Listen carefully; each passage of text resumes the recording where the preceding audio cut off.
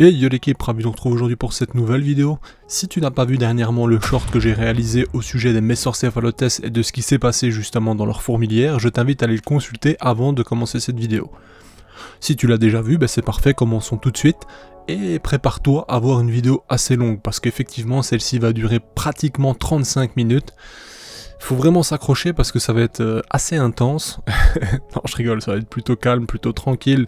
Mais je t'avoue que si tu peux prendre quelque chose à boire, un petit truc pour t'installer, te mettre bien, voir un plaid en famille ou peu importe, fais-le parce que franchement, ça va être long et j'espère que tu regarderas cette vidéo entièrement. Si tu ne peux pas, mets-la sans son et fais-la tourner quand même. Enfin voilà. Rappelons-le, le petit contexte. Alors, un abreuvoir s'est vidé totalement donc dans cette fourmilière, donc le substrat était totalement imbibé.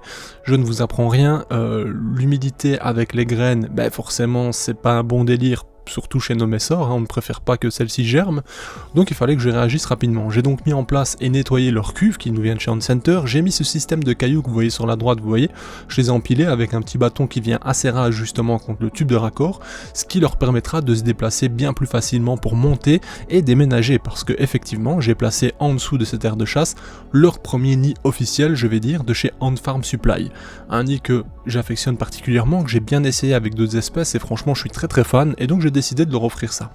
Mais pour récupérer toutes les petites fourmis que vous voyez, il faut bien les ramasser, et j'ai donc pris ce style de pince, vous voyez c'est des pinces qui n'ont aucune puissance en soi. Regardez ici, je prends une petite blatte pour vous montrer, parce que je ne voulais pas risquer avec une fourmi, mais ici regardez, je serre cette blatte de toutes mes forces, mais vraiment, je mets toutes mes forces, vous en voyez, je tremble, mais elle ne subit absolument rien, vous voyez. En fait, ces petites pinces vous permettent vraiment de récupérer les insectes sans les blesser, parce que c'est fait exprès justement. Ça ne met aucune pression, mais ça vous permet justement de les saisir. Bref, c'est franchement impeccable, je vais dire, pour la situation. Sachez que lorsque les fourmis sont de grande taille, des fois je les récupère avec mes doigts sans les blesser, parce que je sais être délicat, mais c'est vrai que quand il y a de la quantité, c'est préférable d'utiliser ce type de pince, et franchement, ça va hyper vite, c'est extrêmement simple. Comme vous le voyez, j'ai remis quand même des éléments qu'elles connaissent, notamment pour qu'elles aient leur odeur dessus. On remarquera d'ailleurs cette cosse, on va dire, où j'ai percé l'arrière pour leur permettre à la base de faire soit un dépôt de déchets, soit une réserve de grains, enfin bref, ce qu'elles voulaient. Elles ont décidé d'en faire une réserve de grains, et je trouve ça fascinant, vous allez les voir dans cette vidéo à de nombreuses reprises. Alors, bien entendu, on va revenir au sujet principal de cette vidéo tout de même, le déménagement, et on remarquera qu'une ouvrière s'est donc lancée dans la découverte de ce nouveau nid, justement via ce tube de raccord qui pour elle doit être particulier. Elles qui n'ont pas spécialement une bonne vue, loin de là d'ailleurs, ça va être, j'imagine que être dans cet espace restreint où soudainement il n'y a plus trop d'air, du moins plus de vent, qu'il n'y a pas ce petit flux, et qu'il n'y a surtout pas d'odeur, ça doit être très particulier. Bon, là je vais peut-être un peu loin dans ma réflexion, mais vous voyez, elle rentre à peine, et hop, elle fait demi-tour directement. Ce qui est fascinant là-dedans, c'est que ça va prendre environ 10 minutes pour qu'elles transmettent l'information que justement il y a quelque chose de nouveau, un lieu qui pourrait être approprié à y loger, parce qu'elles vont prendre la décision vraiment en 10-15 minutes d'aller vivre dans celui-ci, sachant que le nid à la base je l'ai récupéré, il était dans une caisse pour stocker c'était frais, donc il n'était pas spécialement chauffé, il n'était pas chaud du tout, même si avec le temps ça va se réchauffer bien entendu, mais je venais seulement d'y mettre de l'humidité, etc. Donc voilà, c'est assez particulier. Et c'est tout ça qui me fascine aussi sur les fourmis. D'ailleurs là, à l'image, vous voyez un petit psoc. Ça d'ailleurs, je suis très content d'en avoir parce que ça fait partie, je vais dire, du nettoyage via les insectes, on va dire en soi. Les psocs, ils vont s'occuper justement des restes de blattes, etc. Ça sera une concurrence à de potentiels acariens. Bon, je touche du bois, il n'y en a pas, mais admettons il y en aurait, les psocs vont faire concurrence et éviter qu'ils se développent de trop. Je pense même que les psocs peuvent se nourrir des pontes d'acariens, si je me trompe pas. Donc c'est quand même intéressant, mine de rien. Et ça ne nous dérange pas du tout parce qu'ils attaquent pas le couvain des fourmis, ne font aucun mal aux fourmis non plus. Enfin bref, ça c'était une parenthèse, mais je trouve ça hyper intéressant. D'ailleurs, si quelqu'un est vraiment spécialiste dans les psocs, n'hésite pas à m'en dire plus. Alors, ici vous voyez, on a de nouveau ce tas de graines que j'ai pu sauver parce que j'ai quand même conservé une grande partie. On voit il y a des graines de toute taille, de toute variété, et elles vont s'acharner directement pour les re-rentrer dans cette petite cosse. C'est assez fascinant à quel point c'est c'est limite militaire ce qui se passe là, c'est une organisation de dingue, à peine elles ont de quoi faire, de quoi travailler on va dire, qu'elles s'y mettent directement quoi. C'est juste fascinant. Quand je vois ça, j'hallucine parce que vraiment, ce sont des décisions qui se prennent en quelques secondes, quelques minutes, des fois moins. Il faut se rendre compte que c'est extrêmement rapide. Je veux dire, en termes d'organisation, voilà, il faut qu'on communique. Nous, par exemple, on va décider certaines choses, on va communiquer, on va établir un plan, on va s'organiser pour faire les choses. Dans une colonie de fourmis, c'est pareil, sauf que la communication va tellement vite et pourtant, elle communique via peu de choses comparé à nous.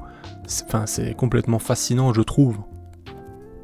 Alors ici, bon, elles vont travailler plusieurs fois d'ailleurs, parce que je vais vous le dire directement, elles ont rentré donc une grande partie des graines à l'intérieur de cette cosse comme elles le font habituellement. Il y a d'ailleurs énormément de monde dedans, hein. Parfois il y a 30-40 ouvrières, on s'en rend pas compte. Elles restent sur leur réserve de grains. Je pense que c'est aussi un élément de sécurité pour elles, d'avoir donc ces graines au sec, ça leur permet de gérer également leur stock, mais là, en découvrant leur nouveau nid, elles vont décider de les amener dedans. Parce que oui, à ce moment-là, ce n'était pas encore chauffé, parce que moi je chauffe à l'aide d'un tapis chauffant. Et donc, il n'y avait pas encore de génération d'humidité vraiment importante, et notamment de condensation. Malheureusement, pas inévitable, parce que je pourrais chauffer par le haut, mais à ce moment-là, je devrais consacrer un tapis pour elle uniquement, alors que là, j'utilise un tapis pour plusieurs espèces, vous voyez l'idée. Donc, je peux éviter cette condensation, mais je vous avoue que moi, c'est compliqué. Donc, il y aura de la condensation dedans, ce qui ne déplaît absolument pas aux messors. Enfin, du moins, ces céphalotes. Je vous assure que l'humidité pour elles, c'est quelque chose qui est plutôt bien, j'ai envie de dire. Alors, il ne faut pas une forte humidité, hein, attention, mais sachez que ça ne leur déplaît pas du tout. A contrario de ce que les gens pensent, l'absence d'humidité notamment, pour Cephalotes, ce serait vraiment se casser les dents sur une fondation, sur une colonie, parce qu'il en faut vraiment un minimum. Et des photos que j'ai pu voir en nature, généralement les entrées des nids, etc., on peut déjà remarquer que même sur la hauteur, enfin sur la surface, donc sur la terre, sachant que dans certaines zones africaines il fait très très chaud, même là où elles se trouvent, on a quand même une certaine humidité dans le sol, déjà visible à la surface, donc en sachant que le soleil tape, donc vous voyez un peu l'idée. Ici on remarquera qu'une ouvrière galère à rentrer la larve qui est quand même assez conséquente. D'ailleurs pourquoi est-ce qu'elle va mettre la larve dans cette réserve de graines? Aucune idée, sachant qu'elle va être sortie plus tard, mais ça c'est certainement un peu la panique également, parce qu'elles ont été déménagées, puis elles ont réemménagé dans cet endroit, donc c'est un peu de stress j'imagine, mais bon bref. C'est vraiment fascinant. Petite parenthèse également, en ce moment, vu que voilà, je commence à avoir quand même pas mal de visibilité, j'ai énormément de messages, notamment d'Africains directement sur place, en Afrique donc, qui m'envoient des photos de messors céphalotes. Donc le but étant certainement de vouloir m'attirer pour vendre leurs messors, bon ça c'est classique. Cependant, moi ça me fait juste dire que là j'ai l'impression que ça vole pas mal en Afrique en fait déjà les messors céphalotes. C'est assez étonnant, mais je reçois vraiment 4, 5, 6 personnes différentes qui m'envoient en même temps des photos d'endroits totalement différents, datés, etc. Avec justement des reines déjà qui se baladent sur le sol ou certains qui les récupèrent. Ce qu'ils attendent pour récupérer les reines aussi, pour être sûr qu'elles soient fécondées, c'est que ils les laissent faire l'essaimage, s'envoler, etc. Creuser justement leur nouveau nid, et une fois que c'est creusé, ils vont les déterrer et comme ça ils récoltent toutes les reines fécondées. Alors ça c'était la parenthèse, mais je trouvais intéressant de vous dire que actuellement donc en plein milieu du mois de janvier, on a déjà des essaimages quoi. Donc ça c'est intéressant parce que ça aussi c'est un peu le flou, les dates d'essaimage vraiment. Je sais pas, on en entend un peu de toutes sortes, mais là en tout cas ça m'a l'air plutôt probant. Est-ce que c'est un petit essaimage selon les conditions ou pas, j'en sais rien du tout, mais pour ma part, de ce que j'ai pu recevoir, je pense sincèrement que ça vole déjà en partie en Afrique, donc c'est quand même intéressant. A savoir que des colonies de messors céphalotes, c'est extrêmement populeux, ça devient monstrueux. Si c'est bien géré, que c'est bien nourri, etc., ça fait des colonies de milliers d'ouvrières, vraiment, c'est extrêmement... c'est complètement dingue. Et si vous vous occupez bien de votre colonie par la suite, que tout se passe bien, je touche du bois, mais que vraiment la colonie prospère, qu'elle a tout ce qu'il faut, même en élevage, ça devient quand même pratiquement impossible à gérer, c'est vraiment un truc de fou. Bon, bien sûr, il faut du temps, ça ne se fait pas en 2 mois, ni en 1 an, il faut vraiment le temps que ça se développe. Voilà quoi, sachant qu'actuellement, on n'est pas des masses à maîtriser justement le développement des messors céphalotes, et maîtriser est un bien grand mot, je pense qu'on est plus sur de la survie plutôt que des conditions parfaites, donc voilà. Mais bon, Je trouve que avoir la chance déjà de pouvoir les observer, les partager, etc., c'est quand même déjà très très bien. Comme vous le voyez ici, le stock de graines a nettement diminué, on en a pratiquement plus déjà. Comme je le dis, elles vont extrêmement vite, sachant que vous, plus ou moins, vous suivez le fil de la vidéo. Ici, on est plus ou moins à 10 minutes 30. Allez, il y a peut-être 20 minutes d'enregistrement actuellement. Dites-vous que potentiellement, il y a vraiment un délai de 20-30 minutes supplémentaires maximum, donc c'est pas énorme en soi. Et voilà, ici c'est un moment important d'ailleurs. Soudainement, on peut remarquer qu'il y a une certaine excitation. On voit que là, tout le monde on sait qu'il y a quelque chose ici maintenant. On sait qu'il y a ce tube de raccord qui mène quelque part, et on voit qu'il y a comme un signal qui a été donné, que une information a été véhiculée, et que tout le monde justement vient voir ce tube de raccord qui arrive soudainement dans leur environnement, hein, tout comme d'ailleurs ce morceau de branche, on va dire, même si ce n'est pas le cas, mais vous avez compris, ainsi que ces deux pierres, etc. En fait, là, à partir de là, on a vraiment un signal qui a été donné, disant que, ok, on lance un déménagement, on change de nid. Très clairement, c'est ce qui s'est passé. Et vous allez voir, notamment dans les images qui vont suivre, que là, elles vont se succéder au transport. D'ailleurs, la reine se présente également peu de temps après devant ce tube de raccord, sauf que, je vous avoue, je vous le dis tout de suite, ma reine n'est vraiment pas une lumière, mais vraiment pas. Franchement, bon, déjà en termes de dextérité, elle a un peu de mal, hein. La partie de cette branche, je sais plus ce que c'est, une branche de je sais plus quoi, mais bref, est assez glissante sur la partie extérieure, notamment contre le tube de raccord, et donc elle a du mal à s'agripper correctement. Pour les ouvrières, c'est plus facile parce qu'elles sont plus légères.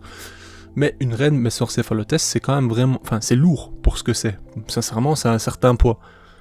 Et donc c'est plus difficile pour elle de se déplacer correctement. C'est également pour cette raison que j'ai fait ce raccord, ce système, on va dire, avec les pierres pour pouvoir monter, et puis ce bout de bois en termes de plateforme pour avoir une certaine aisance. Avec une Camponotus, n'importe laquelle, j'aurais fait simplement une corde, et elles auraient pris la corde sans problème. Et vous allez d'ailleurs voir dans cette vidéo que je vais mettre une corde par la suite, sauf que avec Messor, c'est pas le même. Vous allez voir leur réaction vis-à-vis d'une corde. Bref, tout ça pour dire que voilà, les Messor, ça grimpe plutôt mal en soi. En général, c'est pas top. Ici, elles montent les parois en verre, etc. On peut l'observer, mais elles ont quand même plus de mal. Alors moi, quand je vois ça ici, je suis tout foufou. Je me dis, bah ça y est, déménagement en même pas 30 minutes. Ma reine est déjà au taquet, elle va sortir, elle va y aller. Et je suis aussi dans l'interrogation de, est-ce que ma reine va rentrer dans ce tube de 12 ? Parce que effectivement, c'est un raccord en 12, sachant qu'il y a 10 en intérieur. Donc, voilà, je me dis, est-ce que ça va passer ou pas ? Ça, c'est plus complexe. Est-ce qu'elle va réussir à se faufiler sans paniquer, sans se bloquer ? Et voilà, imaginez la catastrophe, ma reine se bloque dedans. Bon, là, je suis présent, donc c'est pas de souci. Je coupe le tube d'un côté, de l'autre, voilà, je coupe et je la laisse partir. C'est pas un problème, vous voyez l'idée. Mais je tenais quand même à observer ce moment parce que pour moi, c'est vrai que c'est un moment d'inquiétude. D'une part, j'ai pas envie de la perdre, très clairement, c'est assez rare. Ensuite, ça coûte cher. On va pas se mentir, ça coûte très cher d'avoir une reine Messorcéphalotes.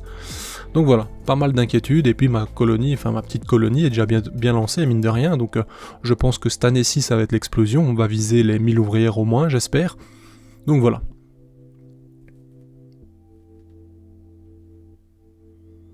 Comme vous le voyez, hein, le couvain est déjà transporté, on a des belles grappes avec pas mal d'œufs, de larves, etc. Donc c'est très sympa. Mon couvain, il y a une semaine d'ici, était nettement plus gros, voire 2, mais j'ai beaucoup de naissances, donc au final, ça correspond, il n'y a pas trop de soucis à se faire. Sachant également, une petite précision, que elles ne sont pas à température maximum actuellement, quoi. Elles sont plutôt sur des températures plus fraîches, donc c'est normal que le développement soit plus aussi efficace que lorsqu'elles sont en pleine saison, on va dire. Oui, quand je parle de pleine saison, c'est surtout pour dire, voilà, en temps normal, je pense que Messorcéphalotes, vous pourriez avoir un point chaud à 28-30 degrés sans trop de problème. Ce qui est bien de faire pour n'importe quelle espèce, c'est d'avoir justement la possibilité qu'elles choisissent le lieu où elles veulent aller, notamment avec une zone chauffée et une zone qui est plutôt fraîche en soi. Comme ça, il y aura un gradient de température également, et d'ailleurs, certaines espèces en profitent de ce genre de situation. Je pense notamment à Eucophila. Eucophila longinoda, pour exemple. Elles vont aller mettre tout le petit couvain, donc j'entends les œufs, les larves de premier stade, etc., dans les zones humides et pas spécialement extrêmement chaudes. J'entends par là 25-26, c'est très bien. Par contre, si vous mettez un spot avec 35 degrés, elles vont amener justement toutes leurs nymphes à cet endroit-là pour qu'elles grandissent et finissent, je vais dire, leur évolution plus vite. Ici dans la vidéo vous avez vu, ma Messor céphalote s'est renversée, elle est tombée. Alors pour des grosses espèces comme ça, des chocs de la sorte, c'est vraiment pas bon du tout, parce qu'elles prennent vraiment un vrai choc, donc faut faire attention. Et c'est là que je me suis posé des questions, je me suis dit bon, finalement elle essaye d'aller dessus, j'aurais dû faire une plus grande plateforme parce que je vois qu'elle galère. J'étais un peu, sur le moment j'étais un peu... Voilà, je me suis dit merde, j'espère que le choc ou les 2-3 chocs qu'elle a pris en tombant d'elle-même vont pas lui faire du mal. Bon, après il faut savoir que ça reste quand même très très solide, attention, mais bon, c'est vrai que voilà, ça fait toujours un peu mal au cœur de la voir tomber comme ça, même si c'est elle-même qui, galère dans son escalade, quoi. Après je sais que certains diront peut-être, ah ben le tube de raccord il est peut-être un peu trop petit, blablabla. Sachez que, bon, je vais pas vous spoil, je vous en reparle plus tard, mais voilà, on en parlera plus tard.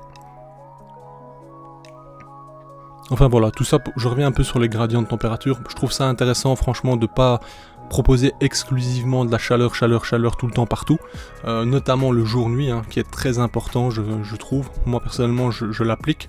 À savoir qu'il y a pas mal d'espèces qui, si la nuit elles atteignent pas des températures bien plus fraîches, elles vont mal se comporter. Certaines ont des périodes de chasse également lorsqu'il fait plus frais. Enfin bref, il y a pas mal de conditions et notamment des réactions comportementales suite aux températures chez certaines espèces qui sont à ne pas négliger. Bon, maintenant, quand on parle de Camponotus asiatique et ce genre de choses, 80% du temps, même s'il n'y a pas une grosse baisse de température la nuit, ce n'est pas dramatique. Mais bon, le mieux c'est quand même de respecter un cycle jour et nuit, à mon sens, c'est très important. Ainsi qu'une certaine luminosité dans l'aire de chasse pour certaines colonies, etc. Enfin bon, après c'est tous des détails que je pourrais parler dans une prochaine vidéo ou dans un live ou quoi. Et ce n'est que mon ressenti en tant qu'éleveur amateur et passionné. Moi, c'est voilà, il n'y a rien de scientifique là derrière. Mais bon, enfin du moins il y a des éléments qui le sont, mais je veux dire ce n'est que spéculation, ce n'est que mon sentiment en soi. Bon, pour la colonie, on y est toujours, vous voyez, elle tourne autour du pot, il y a pas mal d'ouvrières qui font des allers-retours constamment avec du couvain. Il y a aussi des ouvrières qui découvrent encore en ce moment même le nouvel habitat, sachant que elles ont un tracé. On a pu remarquer qu'elles ont établi une sorte de tracé le long de la vitre, de remonter directement à cet endroit-là pour ensuite prendre le raccord. Malgré ça, on constate que la reine est quand même perdue, qu'elle ne sait pas vraiment où elle doit se diriger. On peut remarquer dans les images que elle cherche, elle tourne autour de cette zone, mais elle n'a pas encore compris que c'était dans le raccord qu'elle devait justement rentrer. Et donc on voit à plusieurs reprises, elle vient, elle se présente, mais elle ne passe pas le cap, quoi. Donc on est toujours dans l'attente de est-ce qu'elle va le faire ou pas. Et donc vous le voyez, j'étais assez content, parce qu'elle grimpe par-ci, par-là, elle arrive finalement à aller devant, et là on se dit, ça va, elle est devant, elle va quand même sentir que c'est par là qu'elle doit aller. Mais toujours pas. C'est ça qui me dit que c'est quand même complexe en soi, les déménagements, et notamment dans ces cas-là, parce qu'on voit très bien que les ouvrières, elles ont tout de suite compris et suivi cette piste qui avait été posée, justement, montrant la voie. Et là, on voit que ma reine, elle a du mal, quoi. Qu'est-ce qui explique cela, je ne saurais vous dire. Bon, bien entendu, il y a tout le reste, il y a du stress, le déménagement, c'est certainement un peu de stress, etc. Il faut savoir qu'en nature, justement, les insectes de grande taille sont aussi des proies de choix pour pour d'autres insectes également, pour des oiseaux, pour des reptiles, des rongeurs, enfin bref, une multitude d'animaux possibles. Et donc forcément, ça doit être peut-être un moment de panique ancré aussi à l'intérieur. Et ici, regardez, très intéressant. Vous voyez ces Messor qui sont complètement agités, qui font on dirait qu'elles saccadent comme ça, elles font vraiment des petits moments d'excitation, mais très intenses, parfois en touchant la reine, des fois en tirant même ses mandibules ou ses pattes. Ça, c'est typiquement une méthode de communication, et elle lui fait passer un message en mode, c'est comme si elle dirait, ok, on se dépêche, maintenant on y va, quoi, c'est parti, faut y aller. C'est comme ça que je l'interprète en tout cas. Je l'ai déjà vu dans plusieurs cas, dans plusieurs déménagements notamment, lorsqu'elle donne le signal en mode ok, on peut y aller, on fonce, elles sont un peu du forcing. C'est d'ailleurs là que je reviens, un phénomène qui est intéressant, c'est que la reine dans cette colonie, au final, on l'appelle reine, mais elle n'a pas ce statut réellement d'être, la boss, quoi, la chef, loin de là. Au final, certes, elle est là, c'est la principale reproductrice, c'est celle qui va générer justement toute cette colonie, etc. mais elle n'a vraiment pas de prise de décision, quoi que ce soit. Ce sont vraiment les ouvrières qui décident d'absolument tout. Au final, c'est complètement dingue. Et on le voit d'ailleurs dans ce genre de cas où elle, au final, elle peut être traînée, clairement. Par exemple, si elle ne se dépêche pas à venir à un endroit, il est fort probable que des ouvrières viennent directement la tirer par les mandibules pour lui montrer la voie, etc. Et à l'aide de leurs antennes, etc. et leurs pattes, mais vous allez voir qu'elles vont essayer de l'aiguiller un maximum tout durant ce déménagement au final. Ce qui est intéressant également, c'est qu'on peut observer qu'il y a certaines ouvrières qui restent sur des points clés à plusieurs endroits, et ça c'est aussi très intéressant de voir qu'au final il y en a certaines qui se placent entre guillemets. Et enfin bref, il y a tellement de choses à voir, c'est aussi pour ça que je vous ai laissé énormément d'images. Alors certes, j'essaye de couvrir un maximum en parlant avec vous indirectement, mais c'est vrai que vous n'êtes pas obligé d'écouter absolument tout et vous pouvez vous concentrer exclusivement sur les images pour essayer de comprendre un peu des comportements. Le comportement qu'elles peuvent avoir justement, qui peut être très particulier selon certaines situations. Enfin voilà. J'espère sincèrement que cette vidéo vous plaira. On n'a pas fini du tout, il reste encore au moins 15 minutes, je vous le dis. D'ailleurs, n'hésitez pas à me donner de la force, posez votre like, n'hésitez pas à commenter, ce genre de vidéo me prend énormément de temps, même si ce n'est pas un montage de fou ultra dynamique avec des musiques changeantes au bon moment, etc. J'en suis conscient, franchement je pourrais faire beaucoup mieux en termes de montage, des choses plus captivantes, etc.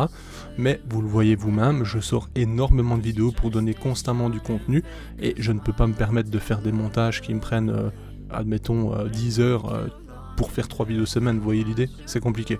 Mais en tout cas, j'espère que vous allez m'envoyer de la force tout de même, en battant un peu l'habitude des likes, on va dire, en dépassant un certain quota.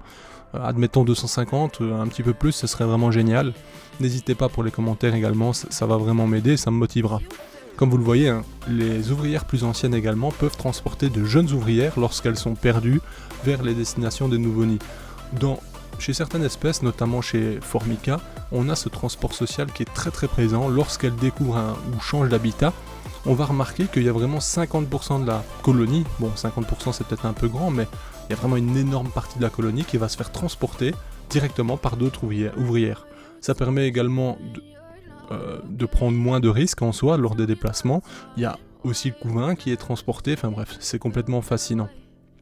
Chez Massorcephalothes, on peut se rendre compte également qu'il y a ce type de transport, il n'est pas exercé de la même façon, c'est-à-dire que habituellement on va voir, une fourmi prendre l'autre fourmi par les mandibules et elle va se recroqueviller pour être transportable plus facilement.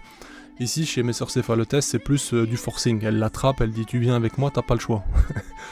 Bon, ici justement, regardez cette fameuse corde, je me suis dit, tiens, je vais mettre la corde le long de la vitre pour faciliter, l'ascension à ma reine, et je vais laisser dépasser le reste pour que d'autres ouvrières puissent en bénéficier.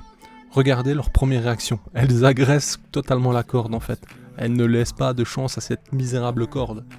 Et donc je me suis dit, bon, très mauvaise idée. Bon alors là ici elles réagissent parce que c'est nouveau, donc il y a des petits poils qui partent de partout, ça les frotte, etc. Donc elles réagissent selon ça. Vous voyez bien qu'elles essaient de les mordre, mais elles vont très vite se calmer quand elles vont comprendre que c'est pas vivant, que c'est inanimé. Mais au final, ça n'a pas aidé du tout, au contraire, elles étaient surexcitées à vouloir la défoncer, quoi. Et ma reine, je vous avoue qu'elle essaye même pas de monter. D'ailleurs, vous voyez, la corde, elle la tire de plus en plus, elle n'est même plus contre la vitre. Enfin bref. D'ailleurs, il faut savoir sincèrement que les messors ont une force assez incroyable, notamment dans les mandibules, les mâchoires. Ça leur permet de briser des graines assez conséquentes, notamment dépendant de la taille de l'individu. On peut avoir des majors. D'ailleurs, dans cette colonie, j'ai 150 ouvrières, peut-être plus. Je n'ai pas encore vraiment un énorme major. Probablement, j'ai 2 ou 3 médias, je pense, ou des très petits majors, qui sont déjà assez conséquents, on peut les voir de temps en temps dans les images, mais dites-vous que les majors de Massorcephalothes peuvent être, un poil plus petits que la reine. Donc c'est vraiment des monstres. J'en ai pas encore eu, donc ça prend le temps au final, c'est assez cool. Ça me permet aussi de découvrir les différentes castes en soi. Ce qu'on peut remarquer chez Massorcephalothes, c'est qu'il y a un polymorphisme impressionnant. Ça, c'est vraiment une chose qu'on remarque assez facilement. Qu'est-ce que j'entends par polymorphisme en soi? C'est le fait qu'on a des ouvrières de très petite taille, certaines qui sont un peu plus grandes et d'autres nettement plus grandes, tout en restant des ouvrières. Et ça, c'est complètement dingue.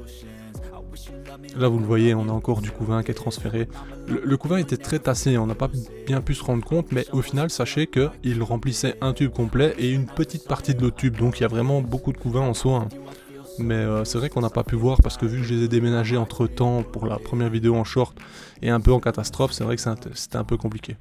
Là vous le voyez à nouveau, quand on remarque ça, par exemple vous ne connaissez pas la situation, vous arrivez maintenant sur l'observation et vous voyez que autant d'ouvrières s'acharnent sur votre haine, vous vous dites mais là qu'est-ce qui se passe, il y a un problème, elles veulent la tuer, qu'est-ce qui se passe? Mais au final non, sachez que ce n'est que de la stimulation pour la forcer en soi à se déplacer, à aller vers ce nouveau nid.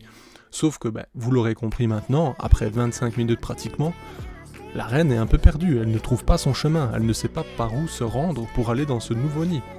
Et donc c'est aussi ça qui me fait porter la réflexion, parce que si on se souvient bien, ma reine est déjà tombée 2 fois, donc pas très haut, hein, donc au final c'est pas énorme comme choc ni rien, mais ça m'ennuie quand même. Elle n'arrive pas, ou du moins ne trouve pas cette entrée de raccord, hein, qui est vraiment sous ses yeux entre guillemets, hein. Mais bon, vous le savez tous, elle ne voit pas grand chose. Et donc je me dis mais qu'est-ce que je peux faire pour l'aider, parce que là ça commence à m'énerver un peu, dans le sens où, c'est pas que je m'énerve contre la colonie ou quoi, loin de là, mais je me dis merde, moi ça fait déjà 1 heure que je suis devant, si elle n'arrive pas à rentrer, si elle ne trouve pas l'endroit, ou si elle se bloque et je ne le vois pas, je pourrais avoir un problème avec ma reine. Et ça je veux pas que ça arrive, parce que je me dis je ne veux absolument pas perdre cette colonie, très clairement. Donc je me dis écoute, la prochaine fois qu'elle... D'ailleurs vous le voyez hein, sur les images je coupe, mais le petit bout de bois que j'ai rajouté pour faciliter la montée encore, ça n'a pas fait grand chose. Certes elle l'emprunte, mais ça n'a pas aidé grandement. Mais bon bref, à ce moment là je me dis qu'est-ce que je peux faire, quelles sont les solutions qui s'offrent à moi pour faciliter, je vais dire cette ascension. Et ce déménagement surtout. Je me suis dit, écoute, si vraiment dans 5 minutes environ, elle n'arrive toujours pas à emprunter ce raccord, soit elle ne trouve pas, et si j'ai vraiment trop peur de la laisser faire par elle-même, je vais attendre qu'elle retourne dans son tube initial, hein, le tube où elle vivait. Une fois que celle-ci sera dedans, je vais regarder ce que je peux faire, et potentiellement j'ouvre un côté du nid, parce qu'il y a plusieurs endroits où je peux enlever justement les aimants, et ça me permet d'ouvrir une autre facette du nid. Donc je me dis au pire je mettrai le tube contre, et à ce moment-là je la laisse déménager. Et donc c'était le potentiel plan B. Vous allez découvrir dans la vidéo si j'en ai besoin ou pas, mais voilà. Vous vous doutez peut-être un peu de la suite si vous avez bien écouté depuis le début. Mis à part ça, c'est une beauté exceptionnelle, il faut laisser ce qui est. Hein. Messor Cephalotes, je suis d'accord, hein, c'est exagéré les prix, on va pas se mentir, c'est exagéré. Tout est gonflé parce que on a le statut de la plus grande, probablement une des plus belles, bon vous savez les goûts et couleurs, mais ça varie, hein. Mais il faut laisser ce qui est, la coloration est quand même exceptionnelle, donc voilà. Mais franchement, ça reste quand même vraiment une des plus belles Messor, ça on est d'accord quoi. Cependant je vous ai montré une très jolie Messor dernièrement, qui coûte pas grand chose. Bon la taille n'est pas la même, hein, soyons clairs, mais franchement ça reste assez cool quoi. Et je pense sincèrement que si cette année j'ai encore l'opportunité d'essayer avec une Messor Cephalotes, ou plusieurs, je tenterai l'aventure à nouveau, pour faire fonder de nouveau des Messors, franchement ça me plairait bien. Et à ce moment-là, après je leur trouverai des familles ou quoi, parce que bon, y a des gens qui en veulent beaucoup mais qui n'arrivent pas à la fondation. Et peut-être que soit j'ai trouvé vraiment les paramètres pour que ça roule, ou soit j'ai eu de la chance, mais peut-être que la chance me sourira à nouveau, et ça pourra peut-être aider des gens, mais au moins moi j'aurai cette expérience supplémentaire aussi de réapprendre ou de revoir un peu ce statut de fondation chez Messor Cephalotes, et je pourrais aussi appliquer ce que j'ai constaté et observé sur cette colonie maintenant, petite colonie, hein, certes, hein, on n'est pas encore très loin, mais c'est déjà pas mal.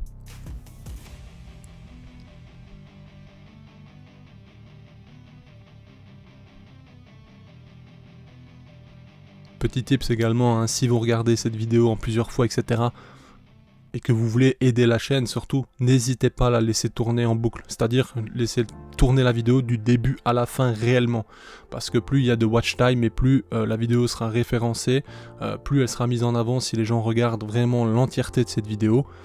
C'est des petits détails, hein, certes, hein, comme les likes et les commentaires, mais ça aide vraiment des fois à être référencé et mis en avant. Donc, admettons ici, c'est une vidéo de 35 minutes. Si j'ai au moins 200 personnes qui la regardent entière, YouTube va se dire ok, c'est une très longue vidéo, mais elle a vraiment plu aux gens. Donc peut-être qu'ils pourront me pousser en avant. Vous voyez l'idée? Ça fait un peu... moi j'aime pas trop l'aspect de réclamer les choses, ça fait un peu mendiant, j'aime pas trop, mais en ce moment je fais beaucoup de boulot sur YouTube entre guillemets, moi ça ne me rapporte pratiquement rien, hein, soyons clairs, le seul gain que j'ai c'est vraiment les boutiques quand elles décident de faire une collaboration, etc. mais c'est vrai que j'aimerais un peu plus de résultats, du moins ça me motiverait un peu plus à continuer de créer ce contenu aussi soutenu, enfin du moins cette rigueur de contenu quoi, vous avez compris. Et donc voilà, si franchement certains d'entre vous ont l'occasion de laisser tourner la vidéo jusqu'au bout si vous la regardez pas entièrement, ça régalerait quand même. Et je sais, je pense à vous, les gens qui regardent constamment, qui commentent constamment et qui like constamment. Au final, vous vous dites, mais il est toujours en train de demander. Bon, c'est pas le cas, mais vous dites, bon, il parle jamais de ça, mais je sais que vous êtes là et que vous commentez. Je vous réponds avec grand plaisir. Je reconnais les habitués, ça fait vraiment plaisir. Je sais qu'il y a forcément des gens dans l'ombre aussi qui regardent constamment les vidéos. Mais bon. Et même ici, regardez, elle arrive vraiment pile poil devant. Je me dis, mais j'ai eu au moins 10 espoirs durant tout l'enregistrement. Je me dis, mais c'est pas possible, elle va trouver le trou quand même, c'est pas possible. Mais bon. Mais là, la vue du dessus comme ça, faut laisser ce qui est, c'est quand même exceptionnel comme fourmi. Et malheureusement, elle glisse encore, vous voyez. Bon, là, la chute est minime, elle n'a rien subi, mais tout ça, c'est vraiment, je me suis dit, bon, là, ça commence à faire trop, quoi.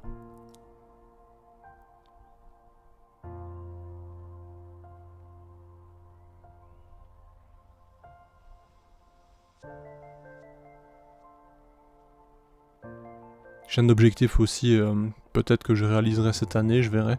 C'est l'achat d'un appareil photo, mais qui peut réaliser des vidéos en haute qualité également. Et surtout d'une macro supplémentaire, quoi, donc d'un objectif macro. Sachez que ça coûte, franchement, on n'est pas loin de 3000 € pour avoir vraiment un truc de top qualité. Donc voilà, je suis en pleine réflexion de qu'est-ce que je fais, est-ce que je me prépare à investir là-dedans, etc. Mais si je fais ça, on va encore passer sur un statut supplémentaire, on va arriver sur quelque chose de dingue. Sachant que là, pour information, j'ai commandé des spots LED très puissants, qui sont destinés à la photo, etc. logiquement. Donc vous voyez, c'est sur pied, 2 mètres de haut, 70 cm de large, etc. C'est vraiment, voilà, c'est le spot. Enfin, c'est les spots, donc techniquement, avec une meilleure qualité de lumière, je devrais encore fournir de meilleures images. Il faudra un petit temps d'adaptation pour moi bien capter et jouer avec les lumières, j'imagine. Mais je pense qu'on va grandement améliorer la qualité encore prochainement. Et j'espère sincèrement pouvoir faire cette année ou l'année prochaine l'acquisition d'un appareil photo qui sera vraiment à ce moment-là professionnel, on sera plus sur un téléphone. Et donc à ce moment-là, c'est pareil, ce sera avec trépied, etc. Vous voyez l'idée. Donc là, on va encore passer sur une dimension différente.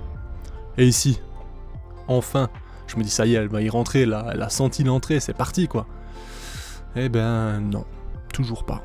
Franchement, là je commence à perdre espoir, je me suis dit mais c'est pas possible quoi. Elle est passée 8000 fois devant, s'il te plaît, réveille-toi. Je sais que tu la vois pas cette entrée, mais fais un effort quand même quoi. Bon. Du coup, je vous ai parlé de la seconde option, qui était donc de la laisser rentrer dans son tube et quand elle était dedans, de la déplacer manuellement, de mettre son tube directement contre le raccord. Je n'ai pas pu filmer ce moment-là parce que c'était trop compliqué pour moi de garder le tube et de prendre le téléphone à la main, etc. Vous voyez l'idée. Je n'ai pas pris le temps de mettre un trépied non plus. Je vous rappelle que ça faisait plus d'1 heure que j'enregistrais.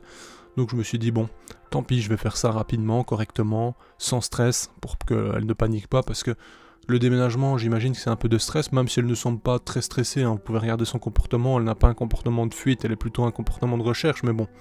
Là vous voyez le nid, on voit déjà une certaine partie emménagée, je regarde de nouveau ce qu'elle fait, bon on voit, elle essaie encore, elle est toujours au même endroit, mais elle n'avance pas. Je me dis bon vas-y, je vais enlever cette partie noire que vous voyez, et on va tout simplement mettre le tube contre. Ici on peut déjà apercevoir une partie du couvain qui a été mise contre la réserve. Donc ça c'est très intéressant, elles ont été directement le mettre à la zone la plus humide de ce nid. Du moins à ce moment-là. Donc ça c'est plutôt sympa, on voit qu'il y a du couvain également sur la gauche, mais on voit que la réserve s'étend aussi sur la gauche. Donc voilà, ça c'est un fait intéressant aussi, il y a pas mal de choses à observer. Et donc là, petite séance off que vous ne verrez pas, et peu de temps après, Madame la Reine est enfin dedans. En fait, ce que j'ai fait, c'est que j'ai mis mon flash très proche du tube, elle a donc déménagé parce que ça la gênait certainement, après quelques minutes, attention. Et ensuite, elle est rentrée d'elle-même dans le nid. À ce moment-là, ce que j'ai fait, c'est que j'ai bouché le nid en vérifiant qu'il n'y ait personne qui se mette à cet endroit-là. J'ai remis le tube dans l'air de chasse pour que les autres ouvrières qui étaient avec la reine puissent bouger. Et là, je me dis, frayeur, mais qu'est-ce qu'elle fait? Ma reine a un problème, là, c'est pas possible. Mais figurez-vous que non, c'est ma très chère Messor Céphalotès qui se met sur le côté pour se faire laver, elle va se relever ensuite sans aucun problème. Et j'ai regardé 3 jours après, rassurez-vous, tout va bien. Bon, très longue vidéo finie, j'espère sincèrement que ça vous a plu. Bon, je vous ai déjà tout dit, hein, donc vous savez ce que vous avez à faire si vous souhaitez m'aider. On se dit à bientôt pour une prochaine vidéo. Bye l'équipe. Hey, si toi aussi tu as apprécié la vidéo, n'oublie pas de t'abonner, de laisser un like, voire un commentaire, ou même de nous suivre sur les réseaux. Merci et à bientôt l'équipe.